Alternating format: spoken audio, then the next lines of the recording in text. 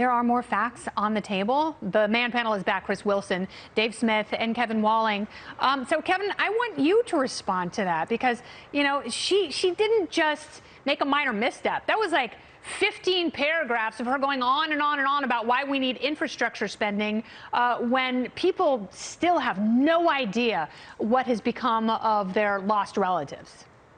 Yeah, Kennedy, it's horribly tragic. And I'm the Democrat on your panel. It was not a good idea to speak about climate change in the same sentence of talking about this building collapse when we don't know the answers. Now, Secretary Granholm said it's too early to tell what were the root causes of this, and we're seemingly piecing more and more together. We saw information from an engineer study from 2018 showing massive issues with the infrastructure of that particular building. You talked about rebar, you talked about concrete in your opening, Kennedy. But again, I think it was a mistake to, in the same sentence, talk about climate change, despite the effects that we're seeing across the board in this country, but actually show some heart for the victims, focus there, and then make the case for your infrastructure bill.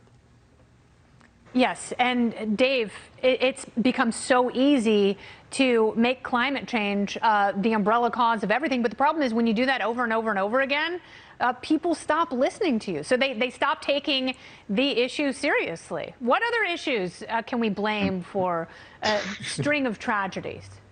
Yeah, I'm just gonna start playing their game. I think that the Federal Reserve's easy money policy is what's to blame for this. I blame it on government regulation and the war on drugs and the COVID lockdowns. Everything I'm against is the reason why this building collapsed. It's really, as you said, people stop paying attention. But what's interesting about this moment is that it's very revealing about a mindset. And a mindset where you kind of have your policy agenda and you view human beings as pawns on a chessboard. And if this tragedy can be exploited to help launch your agenda, well then great. Yeah, let's use that. It's politics at its most disgusting. It is disgusting, and you know, I hope Rahm Emanuel is embarrassed that he said never let a good tragedy go to waste. It's so gross because people feel justified in jumping on something horrible before we have all the facts and making these claims.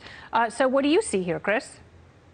Well, I think it's amazing that we made it almost a week without someone trying to find a way to politicize this. But now that we have it, and Granholm probably spent several days trying to figure out how it could have been caused by systematic racism or white privilege could have knocked the building down. But we settle on our second favorite explanation for everything in climate change. And as you said, the left is excellent at taking Rahm Emanuel's famous "never let a crisis go to waste" maxim at heart, even if there's no way to actually justify the linkage to climate change or anything else that they're constantly blaming things for. I could walk out my house later, roll my ankle on a rock, and some leftist commentator would run up and tell me it was because of climate change. It's too much. And as said, this is why people don't take left seriously when they make these kind of accusations anymore. Yes, and when you say we only have 10 years to live, then people they stop listening because they think you're making stuff up. And when you're making stuff up and you're not taking a life and death crisis, the likes of which we don't see in this country, then shame on you. Now, meantime, President Biden's agenda is falling apart like a cheap paper towel. Progressives, they're getting worried and very, very upset. Sweeping election reform is all but dead on the Senate floor. An infrastructure deal is far from done. There's been no movement on climate or health care legislation. It all suggests that Biden's chances of getting anything done seem to be shrinking by the day. And if Democrats lose their razor-thin majority in 2020, he's going to get even less done. It's going to be so fun. So did President Biden overpromise? Is he now under-delivering, Kevin? I don't think so, Kennedy. And, again, speaking as a Democrat on this panel, the latest Fox News poll has him at a 56% job approval rating. Yeah, because he seems nice. That's part of it. I think that's what America voted for, was a nice guy who could get things done. I think the story is not getting anything done, though. That's the thing. That's the problem. The American Rescue Plan, $350 billion going to these cities, municipalities, hiring more police, fixing our infrastructure, hopefully with this bipartisan deal, coming out of these negotiations with the Senate, moving that piece of legislation, the best stock market ever in the first 100+ days of an administration, more jobs created. I think this president is hitting his stride. And again, to use his old adage, don't compare him to the almighty, compare him to the alternative. And what we saw over the last 4 years, this guy's getting stuff done for the American people. Chris, would you like to respond to that? To compare what he's getting done to what Trump got done, I don't think under any set of standards you would say that he's being successful. But look, there's never any way that Democrats were going to deliver the kind of sweeping reforms they promised in the 2020 campaign. They knew that going in, but a message of, hey, we got to win these 2 Georgia Senate races so we can have easier cabinet confirmations isn't going to turn out their base. And so they made these kind of promises. And that's the reason you're hearing so much right now. I mean, about there was a little bit of voter suppression from Sidney Powell and Lynn Wood going to Georgia saying, hey, guys, don't vote. That wasn't the best strategy either for, people who perceived as Trump surrogates going, yeah, sit this one out, everybody. This doesn't mean anything. Good Lord. Yeah, but they still had to turn out their base, and that's what they were able to do by making these sorts of promises. Yeah, well, Republicans could have turned out their base too, but guess what? They didn't, because you had a bunch of crazy people on the ground. I'm so mad about that. If my taxes go up because of those dingbats, I won't forgive any of them. Dave, go ahead and take us home.